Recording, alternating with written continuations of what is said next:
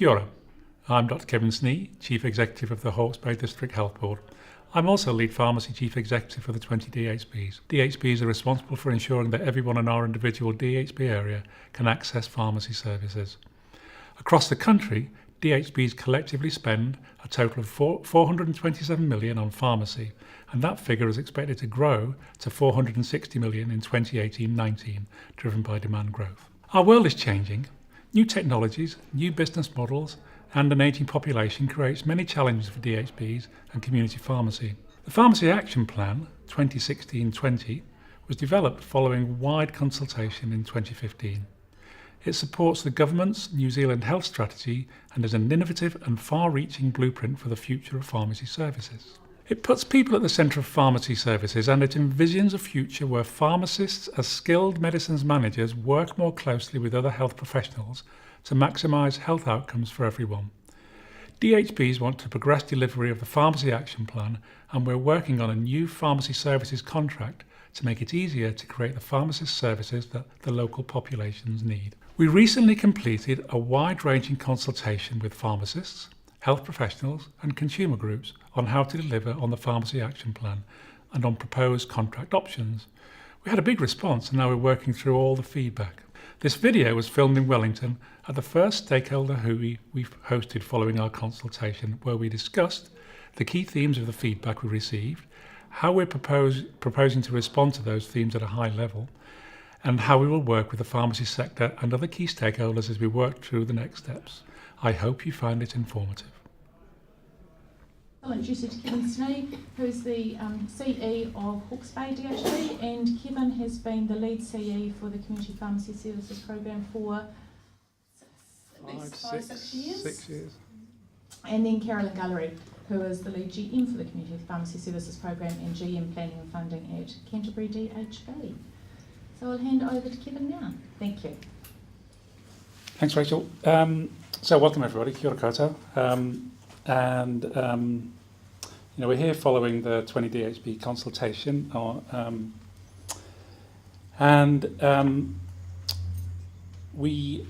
what we're trying to do is to deliver the Pharmacy Action Plan. We've invited you here tonight to discuss the consultation feedback, which is on the contract, which is one of our means of delivering that, and the next steps we intend to take. Tonight we've got a good representation here. We've got a good pharmacy sector representation, Pharmaceutical Society as well, Pharmacy Council, Aged Care Association.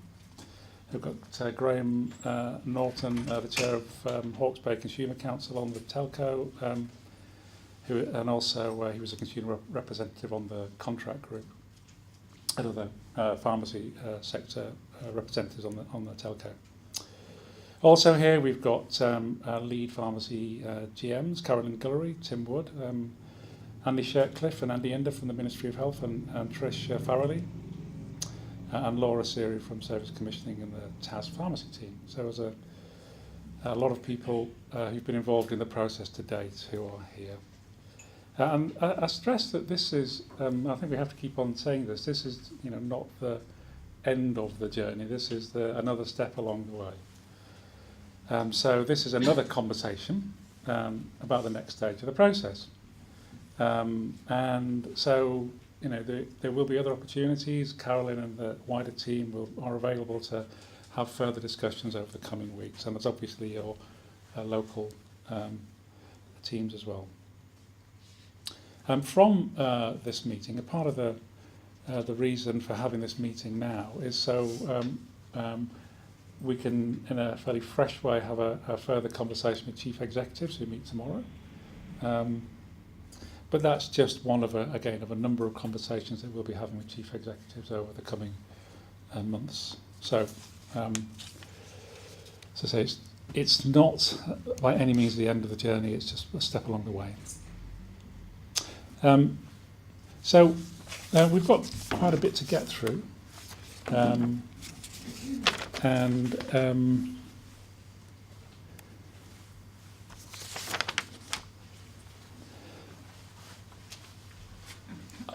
what I wanted to make reference to, just to put it in context, is the New Zealand health strategy.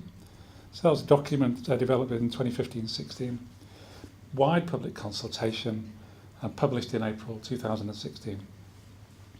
It's the key overarching document for the health sector. It shows the direction that we wish to move in.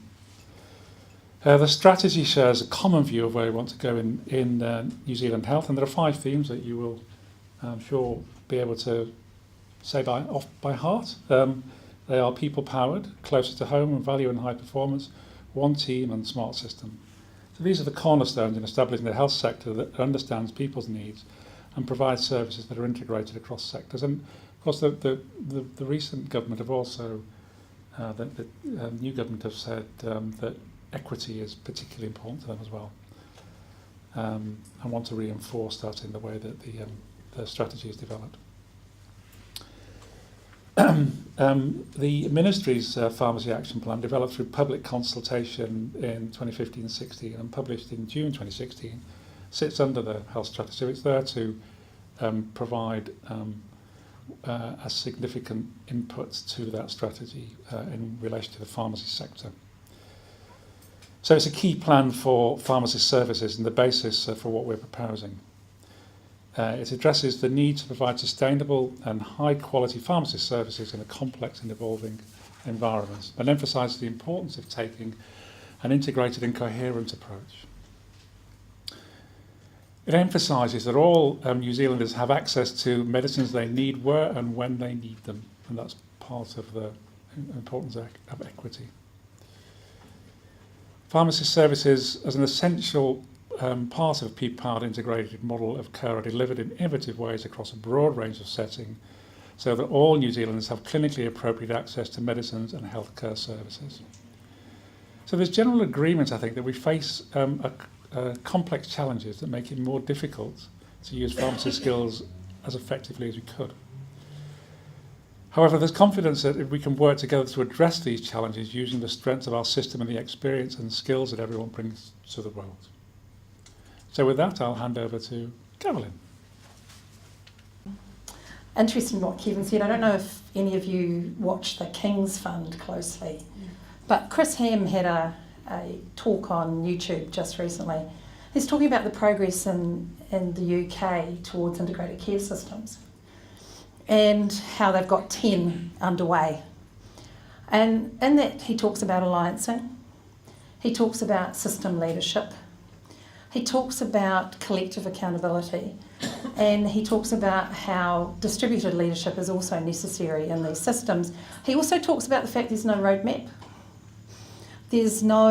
Nobody knows what an integrated care system actually looks like because they emerge and evolve as of themselves in a more of an organic sort of way. But he also continues that direction of travel that an integrated care system is actually the necessary building block for a future health system. And so the NHS is pursuing this.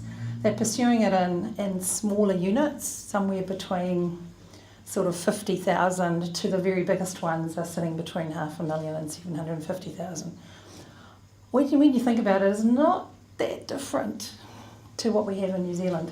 Certainly when I'm working in the UK, I get a lot of envy for the New Zealand system and about how we've created, using the District Health Board model, that opportunity for, in fact, integration to happen at a local level, being responsive to the needs of a population.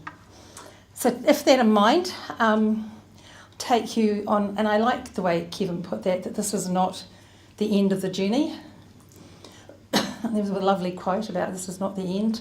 It might be the beginning, it might be the end of the beginning, but it's not the end. So the consultation started 5th of March, closed on the 10th of April.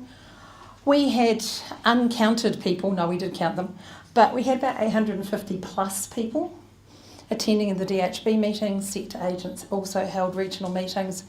We met with consumer organisations, we met with small groups, and we met with large groups.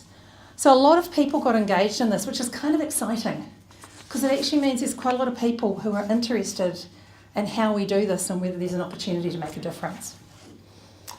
We also had over 1,150 completed written submissions received of various types. So some came in on the online questionnaires, some were emailed from organisations and some were emails from individuals. We did ask people to self-identify, so there's a potential overlap between community pharmacy contract holders and registered pharmacists. In other words, some of the registered pharmacists might have been community pharmacy contract holders but didn't say so. So, but that gives you a sense of the breakdown. Some consumers, some pharmacy technicians, some other healthcare providers. There was about 921 individualised responses, and there was also a group of responses where people were largely sending in cut and paste of the same thing, which is fine because that always happens in consultations. So, as I said, we understand that the sector agents held their own meetings and they probably also had a high number of submissions and conversations. And there's lots of conversations and they have continued. One of the things that became apparent to us in that process was that some people were a little bit confused about how the sector works, and I'm not surprised they're confused because some of it's about how we tend to use language. But the reality is that DHBs, there isn't a national funding model for pharmacy, there isn't a national bucket. There isn't even a national bucket for Pharmac either. So Pharmac has a budget, that's the budget they work to. How it falls across all of the DHBs actually depends on what those DHBs use. And it doesn't necessarily relate to their share of the national funding pool either. So some DHBs spend more than their population-based share on pharmaceuticals and some DHBs spend less. So it's one of the things that one particular submission we saw that said, we don't want the Ministry of Health to stop funding pharmacy and give it to the DHBs. Well, actually the DHBs fund pharmacy. And the relationship is actually between the DHBs and pharmacy. And as I said, that's partly about supporting that local service integration, that opportunity for pharmacy, the NGOs, PHOs, etc. to work together because they're all funded from the same bucket. And when I go to Australia, as some of you do, they're very jealous of the fact that we have all of that funding coming into one bucket instead of split between federal and local and state, which does make working together really hard. So, key themes. We're going to publish a more detailed summary of the key themes on TAS website. We're also doing a more detailed analysis which will be published in due time. Comments we received on local services, new opportunities, so people gave us some good ideas. Lots of comments we received on the future separation of Schedule 1 and Schedule 2. Contract structure, a lot of issues around evergreen contracts, review, change processes, and other matters. This slide highlights some of the key themes that came out. This reflects specifically the submissions we've already published. So there are a range of, roughly, what was it, Rachel? About 15. That was substantive submissions that largely came from the people in this room. So that's why you got invited, is because you were the people that made the substantive submissions. And these are the key themes that came out of those substantive submissions. And also were the key themes that happened in the local consultations that we had with the various parts of the sector. So, evergreen contracts, Schedule 1 and 2, contract structure. So what I'm going to go is go through those in detail, but first of all, just to put a stake in the ground, because this is May, and if we were going to offer a new contract now, we would have had to have finished it by today. So that doesn't seem like a very practical way forward. And from our perspective, as Kevin kept on saying, this is a journey, and we want to take the right time to do this journey.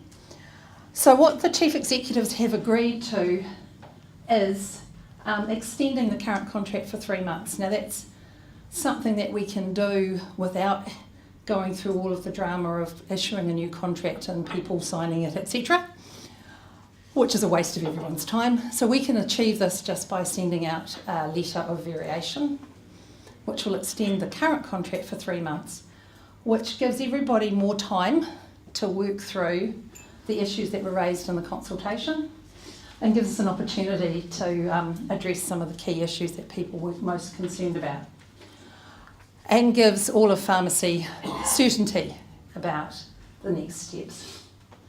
So just to put that in a graphic sort of way, extend the current agreement, keep on working on the 12-month extension of the current contract, and then the new contract that we're proposing, but not in its current form. Instead, what we're looking at doing is working on those issues that we've identified in the themes and coming out with a different proposal. When we do that, our intention is to make those two options available early, so that you have, so pharmacists have a long time to consider them. So normal practice is 20 working days. We're hoping to give more like 30, maybe a little bit longer, depending on how quickly we can get to that point. There was another reason for that timeline, is that DHBs don't find out what their funding is until after the budget announcement next week. And we'd like to be able to also make the offer quite clear in terms of what funding will be going in to the new contract. Right, back to the themes. So, first of all, evergreen. So we got from one end to the other on that. We got not imposed in principle, but not in its present form. And we got, in an evergreen arrangement, there's clarity of how fees are to be adjusted is essential. So we think there are opportunities there, and this is the way that we're going to work through these themes in this meeting today, is look at what were the issues that arise and what are our opportunities for improvement. So opportunities here are to tighten the process, use the existing mechanisms in the system, like the ones that we have for aged residential care and for primary care, review the consultation provisions, and design and delineate some national review processes that give people clarity, and also separate the national processes from the local processes in a clearer way. Governance. Again, this was a little bit of from one extreme to the other, but I think what was very clear in what we saw from the 15 submissions is lots of people want to be involved in this conversation. And again, some people reflected on the PSAP model, the idea that there are more voices in the room. So we think there's an opportunity there to rewrite the relationship clauses, taking into account the PSAP model, and how do you get a range of voices at the table. Contract structure. Again, this is more about review and change processes, and this is really important because this is about how do you give the sector certainty. How do you make sure that community pharmacy knows what's going to happen, how it's going to happen? So again, we think it's important that we strengthen some of this, that we get more specific, that given the concerns that were raised about how different DHBs may do things differently across the 20 DHBs, that we might put more specificity into the change control process in a contract, so that it's very clear to everyone exactly how things will happen and how change can happen, who needs to be involved, and who would be consulted. And then also, in terms of the process for adjusting fees over time, that wasn't defined. Again, we could look to other contracts as to how we define that process. So there's a process for agreement. Schedule 1 and 2.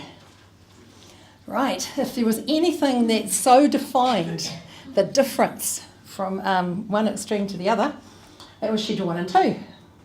Not that we were surprised, but you can see this in the comments, that it went from people being stunned that we would even suggest it, to this is the answer and this is the opportunity for improvement for pharmacy.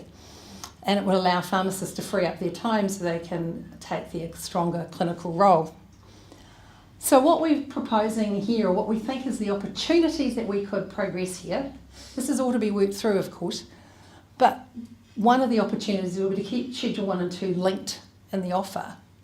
That was always our intention. We were very clear, we thought in the consultation, that We knew there was work to be done to figure out how Schedule 1 and 2 how that got separated in practice. And that also we were cognisant of the issues over patient safety and risk, and we certainly wouldn't want to increase them. So although we said that in a number of meetings and in a number of different ways, it still caused a great deal of concern. And some of that we pinned down to the inadvertent message we'd sent around the funding. So the fact that we had put the handling fee into Schedule 1 and the rest of the fees into Schedule 2 caused some concern and led people down a path that we didn't intend them to go down. So to overcome that, what we're proposing is that we actually have standalone payment schedules. It makes it really clear that Schedule 1 and 2 are paid together.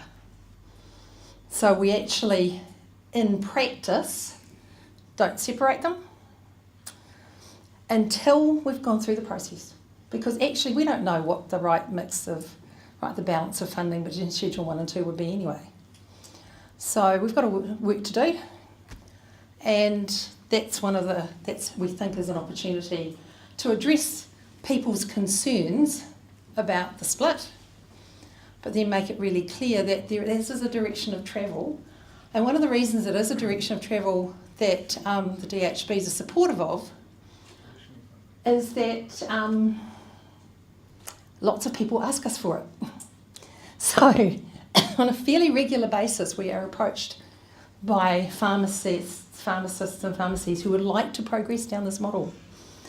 And certainly in the South Island consultations, we had a couple of areas down there who were enthusiastic to go down this particular path and want to be first off the block, and we're offering to be the pilot. So that's why we're putting this in and saying, yes, we're still going this way, but we acknowledge the concerns and we want to make an explicit process about how we work our way through that. Well, that was the other thing that created the differences across our responses. Local commissioning. This was an interesting conversation because in reality, DHB is already locally commissioned. They locally commission Part P, and in fact, actually the schedule's in the current contract because not everybody has CPAMs, not everybody has ARC, not everybody has clozapine. So clearly this was about concerns about how that process would work. So we think our opportunity again is to make sure that we're clear about process. We're clear about the information that DHBs would have to make available as they went through this. We illustrate how this is not about taking money out of the system. This is not about funding cuts. This is not about reducing services to patients. This is about making sure that we're putting the right resources in the right place to address the issues of equity and patient access. And one of the things that DHBs are most concerned about, that the current model, we have no say over which patient cohort or which patient group gets the services we need them to get. And that leaves us in a position where when we want to invest more in an area where there is the least delivery of service for a particular population, we don't have the mechanisms for doing it. The other thing that DHBs are very keen on, and again we got this feedback in some of the areas that we're consulted in, is an opportunity to simplify the process. So what actually happens with national contracts is they inevitably are more process focused because you're doing it nationally. What we can do locally is take a lot of the steps out of that process because we're actually about people we know and we talk to and they're talking to each other, so we don't need all of the tick boxes because we've all agreed what it is that we're going to do. So as we move in a direction that's more about alliancing, and we move in a direction that's more about trust, and we move in a direction that's more about empowering clinicians to do their clinical role, then we can take a lot of the bureaucracy and tick boxes out of this process and we can get back to this is about people. So that's what we want to achieve in this. So that as a direction that the DHBs are very keen to pursue, but it's actually for the right reasons. Just out of interest, excuse me, just out of interest, this is the current amount of variation in the use of long-term conditions funding across New Zealand. To break this down, green is below average, white-ish is about average, and the darker the colour, the more above average it becomes. Now we've done this analysis based on age, deprivation and ethnicity, all of which are used as determinants of likely health need. So what you can see from this is that we have a circumstance where there's actually a twofold difference between the DHB that has the highest access or use of long-term conditions, which you can all see there in its very dark colour, which is Wairarapa,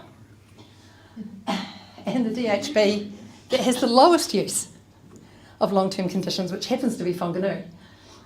So there's almost a twofold difference between those two. So this is some of the things we need to address, is how do we make sure we can get more services into those populations that need them. Whoops, just all the paper. I don't need it, it's fine. And get that balanced up. So this is not about moving money from one DHB to another, it's about each DHB having the opportunity to make sure that money is well spent and used in the best possible way to deliver the right services to their population. So Wairarapa's got a big opportunity, and some other DHBs might have to start investing a bit more. Funding. This was an interesting conversation because initially, as you know, we're not actually proposing any change in the funding model because, in fact, we are somewhat constrained by how the payment processes work. So in this first instance, there will be no change in how services are funded or delivered under the new agreement. It just provides us a framework by which we can start changing the rules around some of those things, such as we're all very excited about long-term conditions and our chance to spend less time on ticking the boxes and more time on delivering services to people. The opportunity to join that up between Care Plus and general practice and long-term conditions in pharmacy. The opportunity to take advantage of the future direction around shared health records. So the new agreement was always intended to provide a framework for local conversations within a nationally agreed structure. Underlying funding growth is projected to continue, and DHBs are proposing to add additional funding to the contract. We just could not be specific about that amount until after next week. Excuse me, so if I want to just talk about funding, put it into pictures. So 2016-17, 427 million. We project the outturn this year will be 450 million. And currently we're projecting next year's outturn based on demand and Pharmac's agreed budget at being 460 million. So there is no removal of funding from this contract.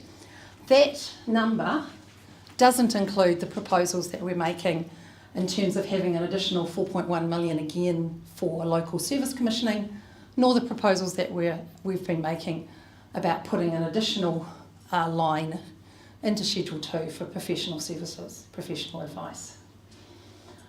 But what I think got a lot of people confused and certainly led to a few debates and a couple of conversations was what's in local commissioning bucket and what's in national. And I had a number of people say to me, oh, but you're taking dispensing money and you're using it to buy other services. The way the contract is actually constructed, if you had an LTC patient who's no longer an LTC patient for whatever reason, then obviously their dispensing costs will fall into Schedule 1 and 2. So we can't take dispensing costs out and spend it on something else because patients are still entitled to receive their product and we're still going to be paying for it in precisely the same way we pay for it now. But we did put LTC in the model that people saw into the local. The reality is a portion of that would automatically fall back into Schedule 1 and 2 if those patients moved. Does that make sense? So the only bit we can repurpose, so to speak, is the monthly fee and also those additional, where people are entitled to additional dispensings because they're in LTC. So there is a much smaller amount available for local commissioning than has been talked about. And again, coming back, this is not about cutting services, this is not about denying patients access to services. DHBs are not cutting the amount of money that's going into pharmacy, we're intending to grow it. What we're trying to do is actually have local conversations about how we make best use of that money.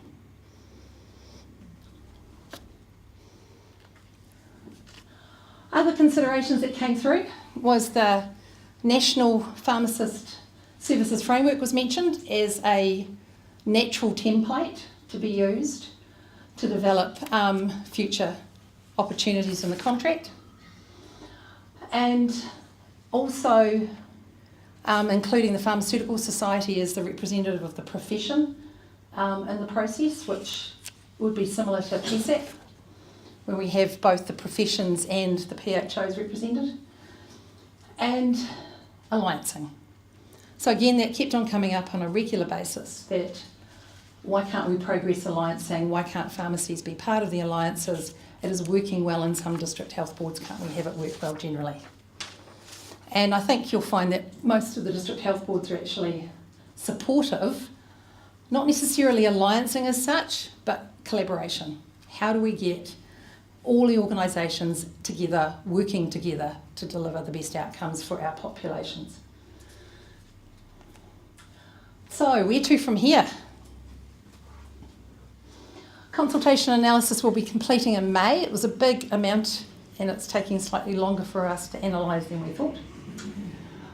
Ongoing stakeholder discussions. So that includes getting back in the room with the sector agents. It includes talking to various stakeholders, including a number of the people in this room who have raised ideas with us. It includes local conversations as well as nationally oriented conversations. From a timeline perspective, we need to finalise the contract wording, which again means getting into the detail, which just raises one of those really funny things that happened in the consultation. Is I had someone come back to me and they'd gone through the entire contract and they'd marked up all of the clauses they didn't like, most of which had been lifted and shifted from the existing contract. So I thought that was quite... So understand, contracts are a complex beast. So we've got a lot of work to do on that, but we need to finalise it by the 27th of June if we're going to meet our deadline of having that offer out with pharmacists in July. We're also looking at, as I said before, to enable this, to give us time so we can carry on the conversations, so we can get the platform right for the future, a 3-month extension which will be coming out at the beginning of June, which will be then sent out as a letter of variation for all existing contract holders. And one other small thing that I didn't mention right at the beginning, there was quite a bit of concern about some of the language in the contract. I sat in a lovely conversation with a group of young pharmacists where they said, we're worried that because you've used the word provider, you're intending this service is going to be delivered by somebody other than a pharmacist. And one of the other people at the table, who was also a young pharmacist but he had a legal background, he said, don't be silly, they've got to stick to the legislation. So we understand that some of the language we've used is not resonating. So again, we'll, as part of this process, over the next weeks, months, we'll actually work on that as well so we can get language that resonates with the sector. So, all district health boards, we want to keep the conversation going. That's standard email address, but either locally with the people based in your district health board or nationally with the team, we're happy to talk. So we've covered quite a lot of ground quite quickly. Just to refresh again what Kevin was saying, this is part of a journey. None of these are decisions. What the chief executives have signed off on is that extension and our opportunity to keep on talking. Now I'd like to open the conversation up to any questions or discussions.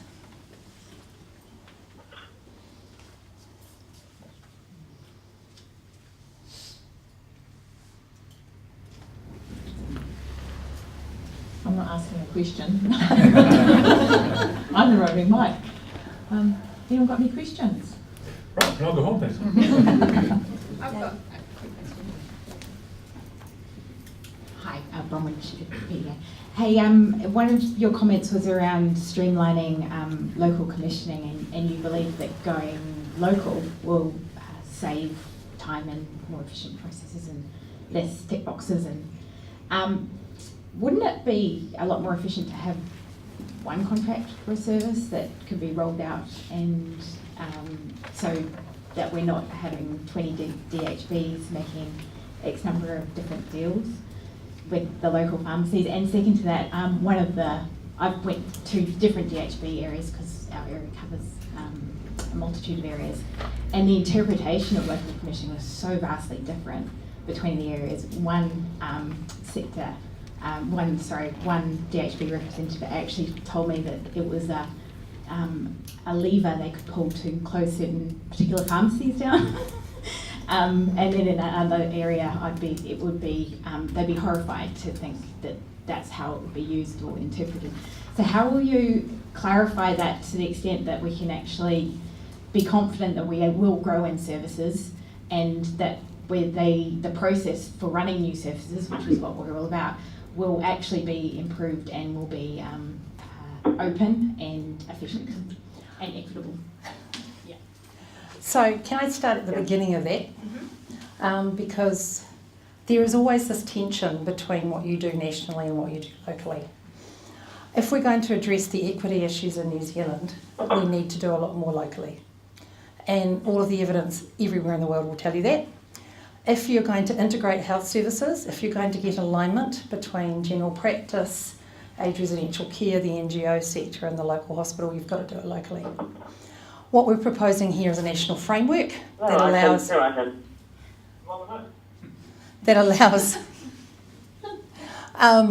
allows local work to happen as well. So it's analogous to the PHO agreement. The PHO, the Primary Health Agreement, is largely national, but there is elements of that where services are nationally, the expectation is you'll deliver services to high need populations. How you do that locally is quite different. So each DHB has worked with its local PHOs to develop a different suite of services that best meet the need of their population. In some large DHBs, there may even be different services by PHO. But that's about being able to customise what you do for the local population and the context of that population and what other services are available in the area. So, do I think everything should be national? No. Do I think everything should be local? No. I think there's a continuum, and it's about where we get the balance. Now, the other question was how are we going to make sure it's equitable? You're right. There's variation amongst the 20 DHBs. What we're proposing here over the next month or so as we work is we get the processes by which DHBs will undertake local commissioning defined, so that you've got a template to follow.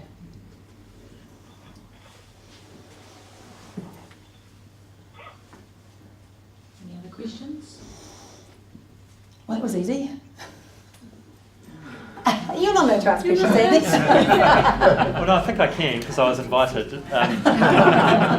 But I just wonder, listening to that, whether it would be useful explaining how Care Plus and the flexible funding pool work through local alliances, and so how they're framed up in the contract nationally, and then what can be done with them. So how the national contract is framed up is there's a allocative mechanism for determining how much is available in a particular district health board or for a particular PHO based on the enrolled population. It defines in the contract the expectations of the outcomes of those services. So the expectations that for a portion of those services are targeted at high needs populations, that a portion of those services are about health promotion, so getting ahead of the game, and a portion of those services are specifically for about enhancing access for populations that have more difficulty at access. How that comes together and how that's packaged up is quite different. So locally, for example, the 3 PHOs in Canterbury along with the Canterbury District Health Board have agreed an enhanced capitation type model. So we allocate that money to collectively to each of the general practices based on their enrolled population, but not according to the normal capitation formula, to one that we've developed that best reflects the high needs populations in Canterbury. Other PHOs have particular health promotion services they run. They might have smoking cessation. Services to improve access can be done as vouchers. There's a whole range of things that are done up and down the country using that money. And that's where we're kind of get to, because the opportunity here is to actually get, as Rachel was saying earlier, get the people with Care Plus in the room with the people with long-term conditions and say, how can we join this up and deliver a coherent, integrated service for the most vulnerable people we have? Yes, Alison. Thanks very much, Carolyn. I was really pleased to hear, moving away from the tick box and more clinical focus on people-centred care. I suppose I have one question. When you showed the map of the DHBs, particularly around LTC, I think it would be very useful to understand for future take-up with services as to why the Waira wrapper specifically is way above that national average, and why Whanganui is well below that national average. So I think those considerations, and I'm not asking for the answers as to why that is, but I think it's really important to understand that around behaviours as we move forward into services and how that would inform them. I think you're absolutely right, Alison. That's what's working and what's not. Yeah. And that's part of coming back to Bronwyn's question. The 20 DHBs are working together on this. We're supported by the Central TAS team. We are quite committed to the idea that we learn off each other. So again, it's about where it works well, we'll generalise it. Where it doesn't work, we won't do that again. So it is a little bit about constantly learning, but picking the services that are most relevant to our populations. The quality delivery of those. Yes, the quality. Thank you, Alison. The quality delivery, because a lot of the current conversations about volume, and we'd like to move into how we're making a difference for our patients. Drula. Thank you. Just one little bit on the service delivery or the service development. So if every local DHB is deciding on services, for example, the smoking cessation, is there a need to develop every service locally as well? No. Because the structure should be pretty much the same, and I think smoking cessation was redone 20 times. So from that perspective as well, as a profession, if we're working to one service as well, we're working, it's hard to cross-learn. So again, I think it's a little bit like the answer to Bronwyn's question. There's a continuum here, and totally agree with you. That's one of the reasons we have the expert advisory group, who are to provide advice as to how these services should be delivered and constructed. And it's also it's the same learnings we've had on with processes like health pathways, where generally speaking everybody does some stuff largely the same, but there is still an element of local variation, which is about the context and about the resources that are available. So I think it's getting that balance right between this is how these services ought to be delivered to that this is how we're going to deliver them in Canterbury, for example. And I think it is another continuum thing. And we probably would have failed if we end up designing services 20 times over in different ways. And that isn't the direction the DHBs are collectively talking about, is it, Kevin? the CEs in particular are having conversations about how we can better learn off each other. Cool. Thanks, Carolyn. Thanks, Kevin. I appreciate you've emphasised a journey, and I suspect there's a lot to be achieved in the next 3 months, and the contract after that's not going to go that far into the future. I'm assuming you've also thought about what it might not cover in that next contract, and therefore what is the next part of the journey. Obviously, in helping confidence on this next part of the journey, having some thinking about what's after this part would be useful as well, in terms of giving confidence of what it's not going to cover but will need to be covered further down the journey at the right time. I think I didn't quite hear it in your process, but I'm sure you've thought of it. Oh, thank you, Michael. No, you're right, you didn't hear it in the presentation. That's part of the work, for example, that the expert advisory group, so they actually have a roadmap of where they're going in terms of development over time, opportunities for new services, where we're going in terms of acute services, and there's a whole range of things sitting on that roadmap. So as we carry on these conversations over the next month and a bit, I think you're right, we should be bringing that roadmap to the table so that people can actually see these, because part of what that does is paints the opportunity, which is, you know, where are we going in the future. Thanks, Mike. Thanks for the question.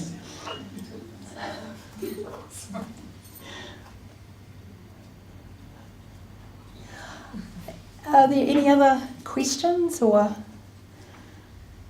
can we go home early? Thanks, Andrew. Not really a question, but look, thanks Kevin, thanks Carolyn for bringing us up to speed with what's happened post-consultation. Obviously keeping the conversation going is something that we as sector agents absolutely want to do, and so we're really looking forward to that opportunity to sort of flesh some of these details out. Obviously there's some hard work ahead, so I guess we're going to have to get cracking, but look, just thanks for bringing us all up to speed. I found that useful. Thank you. Thanks, Andrew. And yes, you can see why we did the 3-month extension. There's a lot of work to be done to get from what was really to borrow one of Rachel's expressions, a wet paint contract, into something that better reflects the feedback we've got from the sector. Oh, you've thought of something, Richard. Thanks, Carolyn. Kevin, just like to say that looking at the consultations and the feedback, I think you've picked the right ones. And I think there is some huge opportunities that will need to be talked about over the next month and a half pretty damn quickly. The idea of national guidelines and flexibility of local commissioning, that's exactly where the profession sees the development of itself. Yep. So. Thanks, Richard. And I think the important thing is the journey word, in that we won't have all of the detail, but we'll have the enabling clauses. So the idea behind this contract is to have the process clear and have the enabling clauses in place. Well, if that's all, I'll just hand over to Kevin to...